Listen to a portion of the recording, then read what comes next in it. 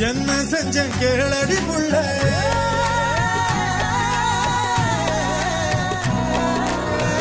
என்ன செஞ்ச கேளடி புள்ள கையால் ஒன்ன தீண்டவும் இல்ல கற்பு கோட தாண்டவும் இல்ல